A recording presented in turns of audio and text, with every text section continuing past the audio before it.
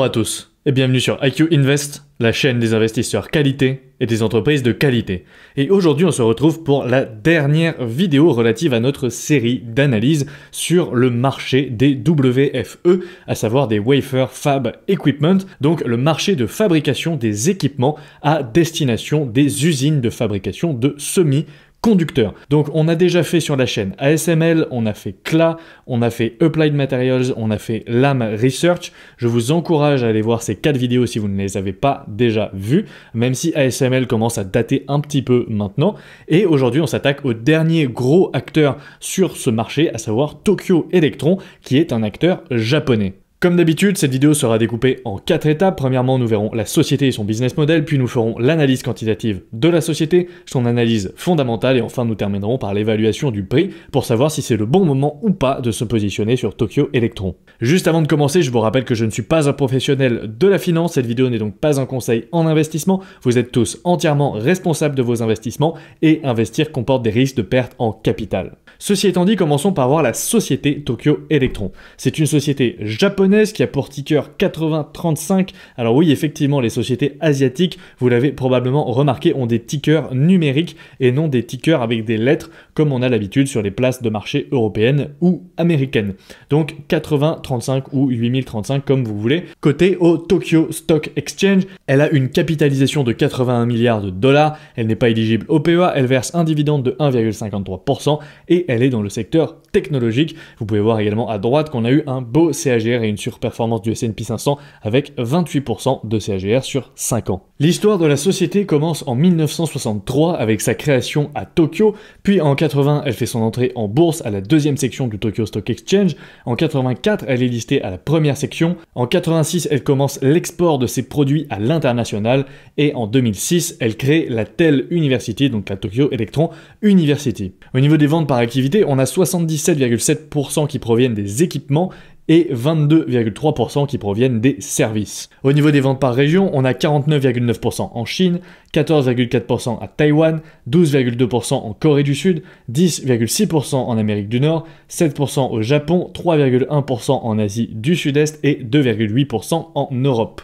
Au niveau de sa position dans l'écosystème des semi-conducteurs, c'est une Wafer Fab Equipment, donc comme Applied Materials, Lam Research ou CLA par exemple, en sachant que Tokyo Electron est vraiment présente sur tous les segments de ce sous-segment Wafer Fab Equipment, à savoir la lithographie, la déposition, le etch and clean, les process, etc. Mais elle se démarque surtout pour ses coaters, donc les systèmes de revêtement qu'elle commercialise. Au niveau de son business model, on a premièrement les équipements qui sont des machines et équipements pour la fabrication des semi-conducteurs, donc avec la déposition d'isolants et de conducteurs, donc deposition, la lithographie, la gravure, donc le etch, le nettoyage, le clean et l'inspection et contrôle qualité, inspection, qu'on appelle aussi métrologie. Au niveau des services, on a les services après-vente, la maintenance, les pièces de rechange, les mises à jour et autres services proposés par Tokyo Electron à ses clients. Au niveau des produits, premièrement au niveau de la déposition, on a des systèmes de déposition qui sont utilisés donc pour déposer des couches minces de matériaux sur les wafers, et ces systèmes permettent de créer des couches isolantes ou conductrices sur la puce. Donc vous pouvez voir à droite, vous avez un schéma qui retrace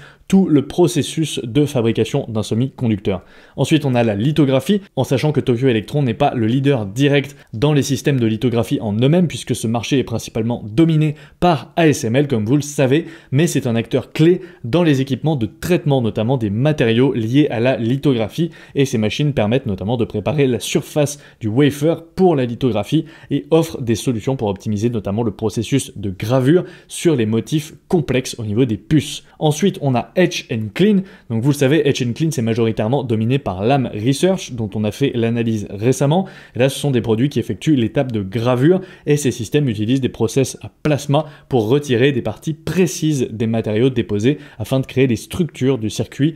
Et Tokyo Electron propose des solutions de nettoyage également pour s'assurer que les wafers restent propres après chaque étape de gravure. Et enfin, on a Inspection qui est majoritairement dominé par CLA, dont je vous ai également fait l'analyse. Et là, on a tous les systèmes d'inspection qui sont utilisés pour détecter notamment les défauts sur les wafers tout au long du processus de fabrication. Et les machines inspectent les couches déposées, les structures gravées, et s'assurent qu'il n'y a pas de défauts sur la surface ou des contaminations, ce qui garantit que le produit final soit conforme aux normes de qualité.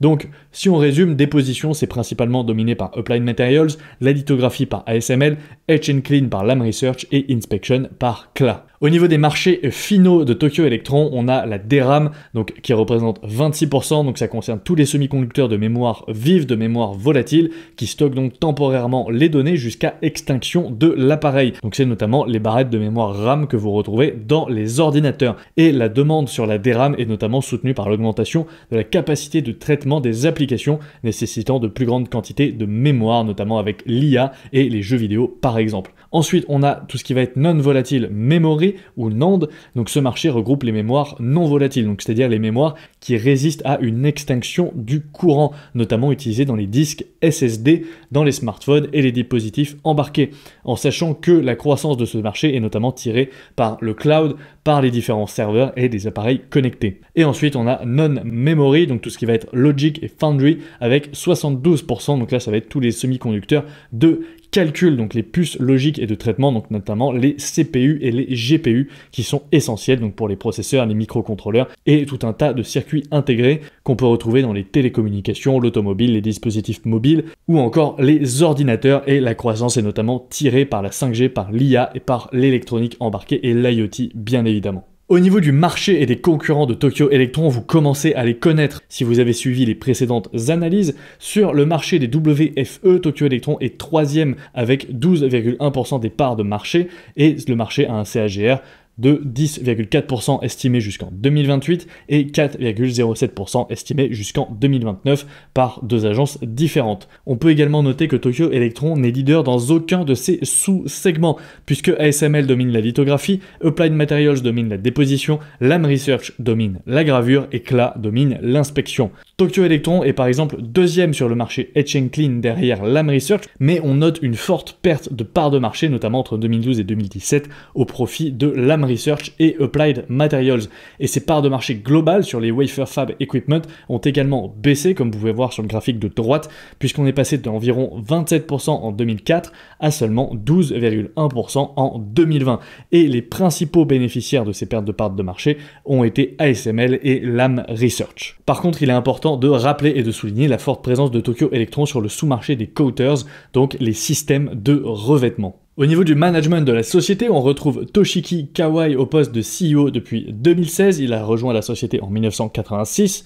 Ensuite, on a Sadao Sasaki au poste de Senior Executive Vice President depuis 2016. Tatsuga Nagakubo au poste de CFO, on n'a pas la date ici, et Seisu Ikeda au poste de CSO, donc Chief Strategy Officer, depuis on ne sait pas non plus. Au niveau du conseil d'administration, on a Toshiki Kawai qui est président, Sadao Sasaki qui est vice president, Yoshikazu Nunokawa au poste de corporate director et Michio Sasaki au poste de corporate director également. Au niveau de l'actionnariat, on n'a pas de ligne principalement intéressante, on retrouve majoritairement des institutionnels et on retrouve également TBS Holdings qui est plus ou moins la société mère et la société fondatrice de Tokyo Electron et qui est une société de télécommunications basée à Tokyo, donc qui fait notamment des chaînes de télé. Maintenant, passons à l'analyse quantitative de la société. Vous avez l'habitude sur l'application IQ Invest, la meilleure application pour analyser vos actions et pour suivre vos investissements. Vous aurez bien évidemment le lien et le code de réduction associé en description. Premier point, on peut constater que la société bat le S&P 500 sur 5 ans et si on se met sur 10 ans en total return, on a une surperformance large puisqu'on a 1600% de Tokyo Electron versus 274% de la part du S&P 500, donc avec un CAGR de 32,9%, ce qui est très très bon. Par contre, on voit qu'on a une linéarité moins bonne que le S&P 500. Si on regarde au niveau de la note quantitative, on a 15 sur 20 et on a des ratios qui sont plutôt bons dans l'ensemble avec 25% de ROIC sur les 10 dernières années, des marges plutôt bonnes avec 27% de marge opérationnelle, même si on a une marge free cash flow assez faible à 9,22%. Au niveau de la croissance, 16% de la croissance du chiffre d'affaires sur les 10 dernières années, 32% des EPS et 23% des free cash flow. Au niveau du dividende, on a eu 33% de croissance sur les 10 dernières années. Par contre, on n'a pas vraiment de régularité au niveau du dividende, comme vous allez le voir. On n'a aucune dette, ce qui est assez intéressant à noter, et on a un payout ratio de 44%. Au niveau de l'onglet quantitatif, on va se mettre sur 30 ans pour avoir le plus de données possible, et on voit au niveau des revenus qu'on est plutôt en dents de scie, mais qu'on suit les cycles plutôt classiques des semi-conducteurs, hein. C'est un pattern de revenus qu'on a retrouvé sur toutes les entreprises du marché des WFE. Si on regarde au niveau des free cash flow par action, par contre, vous voyez que c'est assez mauvais au final, puisque entre 2004 et 2016, on n'a eu aucune croissance des free cash flow, on a eu une année en négatif en 2011, et on a eu une année de forte baisse en 2020, et on a pour le coup ici des free cash flow qui ont bien plus baissé que ses concurrents américains par exemple. Au niveau de la rentabilité, petite nouveauté d'ailleurs dans l'application, on peut maintenant sélectionner quelles données à afficher sur ces graphiques.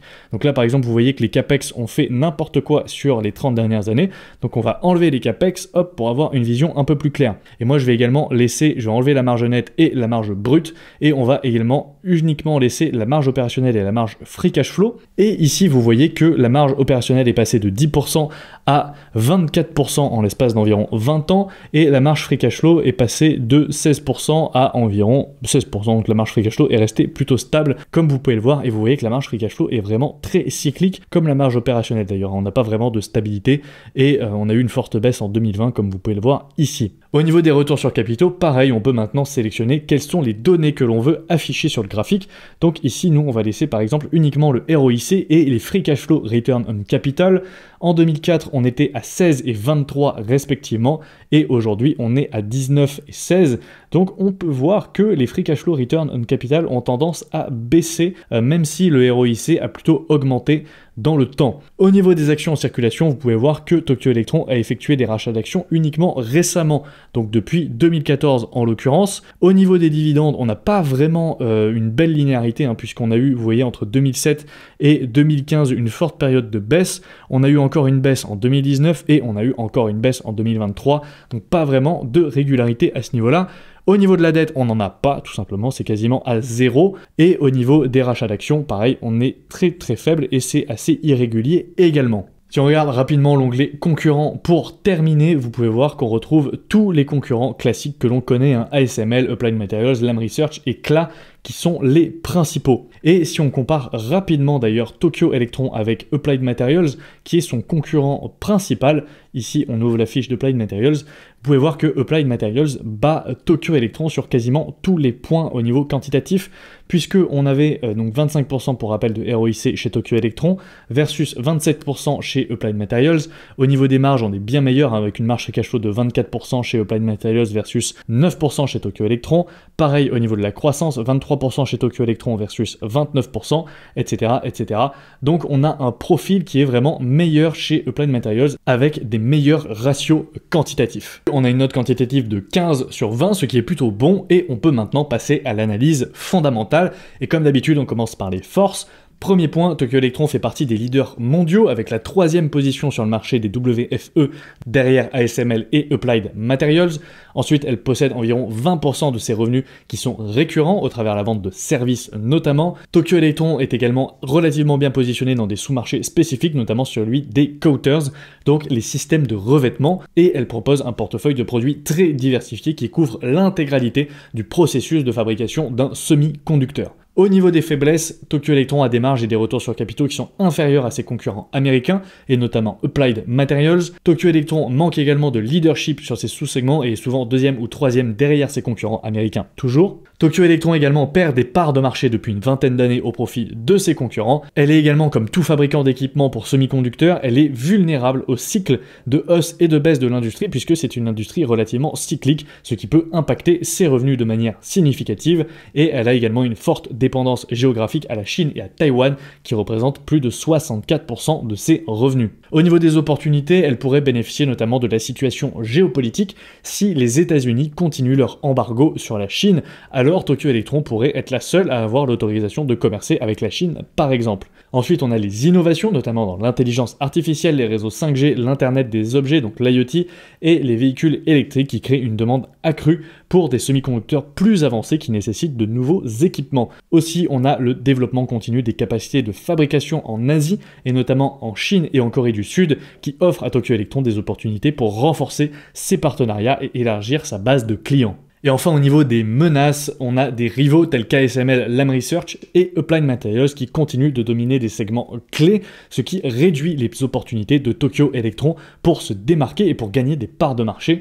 On a également une récession ou un ralentissement dans la demande mondiale de semi-conducteurs qui pourrait nuire gravement aux ventes d'équipements de Tokyo Electron et des évolutions technologiques qui pourraient rendre les outils de Tokyo Electron moins compétitifs face à ses concurrents. Au niveau de l'avantage compétitif, on n'a pas de grande douve, on a seulement une petite douve stable accordée par Morningstar qui provient de 2 points. Forcément, les actifs intangibles qui proviennent de l'expertise, des brevets et des technologies de Tokyo Electron, qui proviennent de ses fortes dépenses en R&D et de ses capacités de production.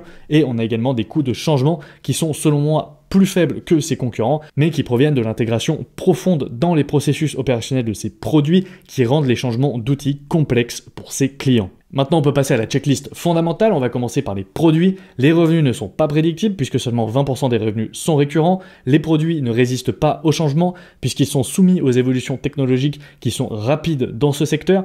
L'entreprise a un fort potentiel de croissance puisque le marché des semi-conducteurs est en croissance et est tiré par des tendances séculaires. Au niveau du management, on n'a pas une bonne allocation du capital puisque Morningstar lui attribue une note standard. Selon moi, le management n'a pas été suffisamment compétent par le passé puisque Tokyo Electron perd des parts de marché et ses marges et ses retours sur capitaux sont plus faibles que ses concurrents. Également, il n'y a pas de skin in the game particulier puisque le management n'a pas de lien avec l'entreprise hors sa seniorité et l'entreprise par contre effectue des rachats d'actions réguliers puisque le nombre d'actions en circulation est en constante diminution depuis 2014, même si on l'a vu c'est assez faible et c'est assez récent. Et au niveau du moat, on n'a aucun point selon moi puisque l'entreprise n'a pas une grande douve, Morningstar lui attribue seulement une note de petite douve stable, elle n'est également pas leader sur son marché puisqu'elle est 3e sur les WFE derrière ASML et Applied Materials et elle ne résiste pas à la concurrence puisqu'elle perd des parts de marché face à ses concurrents américains Applied Materials, Lam Research et KLA notamment. Donc si on récapitule, on a une note fondamentale de 4 sur 20, ce qui est très mauvais pour le coup.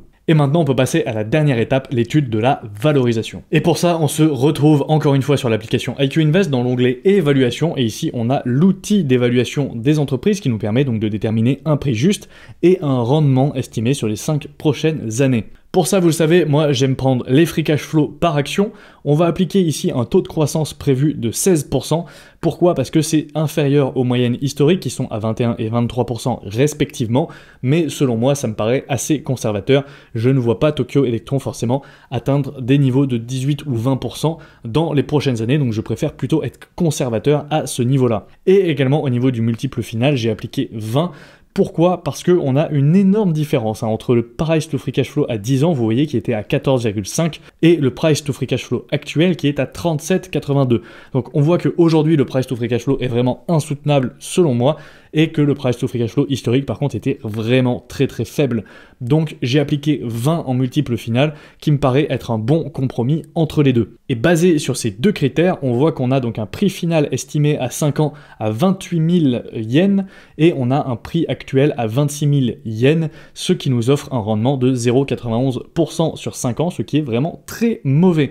Et vous voyez que pour obtenir un rendement de 12%, il nous faudrait acheter l'action aujourd'hui à 15 898 yens, soit 68% moins cher que ce qu'elle est aujourd'hui. Donc on a une marge de sécurité qui est négative sur Tokyo Electron. Et pour vous donner un ordre d'idée, donc si on voulait un CAGR estimé de plus de 12% au prix actuel, il nous faudrait augmenter les hypothèses de croissance, mettons les mettre à 24, et augmenter le multiple final également, et le passer par exemple à 25. Vous voyez que ce sont des hypothèses qui sont tout simplement insoutenables. Selon moi, je vois mal l'entreprise réaliser 24% de croissance sur les prochaines années, notamment au vu de ses pertes de parts de marché. Et vous voyez également dans ces moyennes historiques ici qu'on a une perte de croissance, puisque on a eu 23% sur 10 ans et seulement 21% sur 5 ans. Donc voilà, personnellement, je reste sur mes 16 et mes 20 en hypothèse, et donc ça nous donne un prix juste d'environ 16 000 yens. Donc si on récapitule, 15 sur 20 en note quantitative, ce qui est bon, 4 sur 20 en note fondamentale, ce qui est très mauvais, et moins 61% en marge de sécurité, ce qui est très très cher aujourd'hui. L'entreprise est largement surévaluée. Juste avant de conclure, je vous rappelle que vous trouverez sur le site www.iq-invest.fr toutes les ressources que je mets à votre disposition avec l'accès à l'application, des entretiens individuels que vous pouvez réserver avec moi, des liens de parrainage, notamment pour ouvrir un PEA ou des comptes titres, mais également sur des applications pour acheter du Bitcoin, la bibliothèque de l'investisseur pour retrouver tous les livres essentiels pour investir et le podcast Le CAF Rentable avec Jean de la chaîne J'invest que je vous invite à suivre notamment sur YouTube. Il faut faire monter le compteur d'abonnés sur YouTube et il y a un nouvel épisode tous les lundis matins à 8h. Et maintenant, pour conclure, Tokyo Electron est donc sur le papier une entreprise de qualité qui bat le S&P 500 à long terme. Elle possède un petit moat avec des fondamentaux qui sont trop faibles selon moi par rapport à ses concurrents. Elle couvre tous les aspects de la fabrication des semi-conducteurs, mais sans être le leader dans aucun segment, à part le segment vraiment niché des coaters. Également, elle est aujourd'hui largement surévaluée par rapport à mes hypothèses de croissance, et mon prix d'entrée serait plutôt autour de 15 898 yens. Et du coup, forcément, ça va être non pour moi, puisque je reste convaincu que le duo ASML et Applied Materials est le plus intéressant pour s'exposer aux semi-conducteurs et notamment au sous-marché des WFE, donc des Wafer Fab Equipments. Et voilà, merci à tous, merci à ceux qui sont restés jusqu'à la fin. Comme d'habitude, n'oubliez pas de laisser un pouce bleu sous la vidéo. Dites-moi ce que vous pensez de Tokyo Electron et quelles sont les entreprises que vous avez décidé d'acheter dans le marché des WFE ou pas d'ailleurs, hein, peut-être que c'est un marché qui ne vous intéresse pas du tout. Dites-moi tout ça en commentaire. N'oubliez pas de vous abonner à la chaîne si ce n'est pas déjà fait, d'aller me suivre sur Instagram @iq-invest.fr et moi je vous dis à la prochaine pour une nouvelle vidéo.